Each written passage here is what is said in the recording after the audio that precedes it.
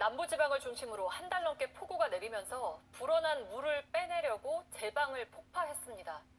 3,800만 명의 이재민이 나왔고 세계 최대 규모인 산샤댐은 최고 수위 10m 아래까지 물이 차올랐습니다.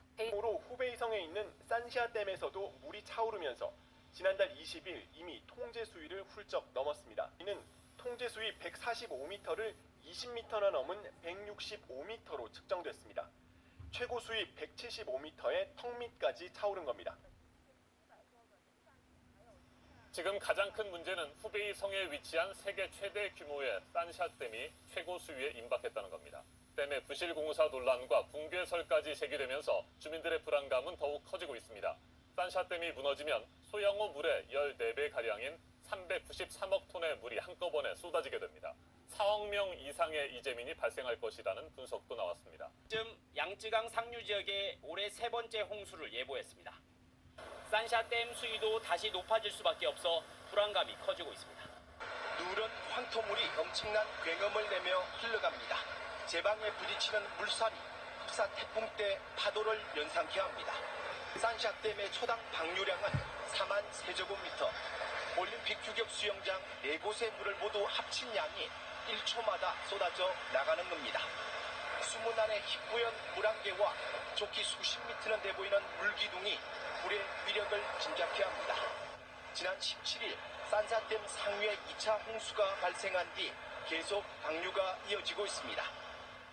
160 붕괴되면 이 양쯔강 또 장강 하류에 있는 원자력 발전소가 있어서 이 대형 원전 사고가 벌어질 수 있다 이런 우려가 나옵니다. 그렇다면 우리나라는 영향권이 없습니까? 아니요, 없다고 볼 수가 없습니다. 예. 네, 만약 산샤댐이 범람을 하고 원전 지역에 침수가 되면 아시는 유명한 일본 후쿠시마 원전 사태와 같은 사고가 우려된다는 말이 나옵니다. 후쿠시마 원전 사고도 결국에는 침수로 인한 그런 사고가 벌어졌는데요. 예. 전문가들은 이곳에 방사능이 유출이 되면 해류를 타고 우리나라 제주도와 남해안 지역이 피해를 입을 수 있다고 말하고 있습니다. 예. 물론 또 아직 일어나지 않은 일로 미리 겁을 먹을 필요는 없지만 대비가 필요하다는 입장이고요.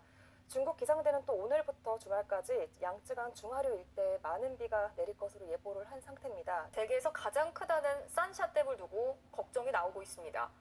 거의 최고 수위까지 물이 차오르고 있는데 물이 넘치는 걸 넘어서 이러다 무너지는 건 아닌지 우려가 커지고 있습니다.